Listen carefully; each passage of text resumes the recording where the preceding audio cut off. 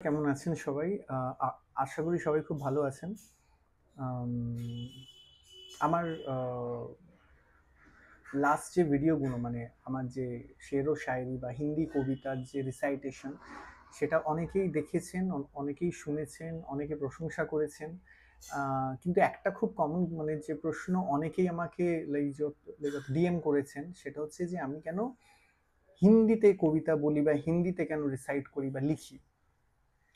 বাংলায় কেন করি না? দেখুন আমার হিন্দি বাংলা দুটোই ভীষণ প্রিয় আর কি মানে ভাষা।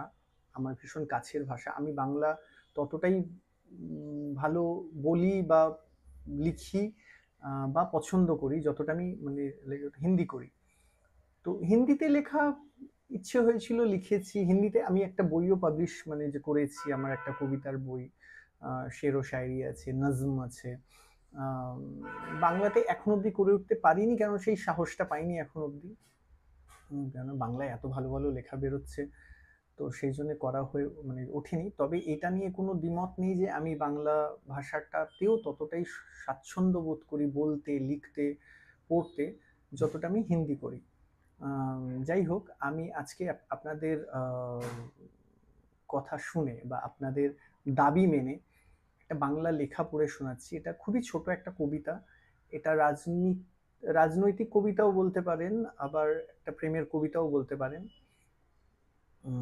তো কবিতার কথাগুলো এইরকম যে, আমি প্রেমিক হব আজীবন, ওরা দাঙ্গাই সাজে। আমি প্রেমিক হব আজীবন, ওরা দাঙ্গাই সাজে। ভাঙা রেডিওয় আজও আমার কবির সুমন বাজে। ধর্ম আমায় পুড়িয়ে মারে, ঘোচাতে পারে না টান। ধর্ম আমায় পুড়িয়ে মারে, ঘোচাতে পারে না টান। কচি ঘাসে ঢাকা কবরেতে গাই, খোদার কসম জান, আমি ভালোবেসেছি তোমায়। এটা অনেক বছর আগে লেখা যে কবিতা আমার। আজকে বললাম, আগে একটা ভিডিও করে ছোট ইনস্টাগ্রামে আমার ছাড়া আছে। সেটা জানি না কতজন দেখেছেন। আশা করছি এইটা আপনাদের কাছে পৌঁছবে, আপনাদের ভালো লাগবে। আর সেই ভালোবাসা আপনারা আমাকে আপনাদের কমেন্টের মধ্যে দিয়ে জানাবেন, যেটা আমাকে আগামী দিনে বাংলায় কবিতা লিখতে, পড়তে হ্যাঁ ইন্সপায়ার করবে। তো ধন্যবাদ। আজকের মতন এখানেই। আবার খুব শিগগিরই দেখা হচ্ছে আপনাদের সাথে। Thank you.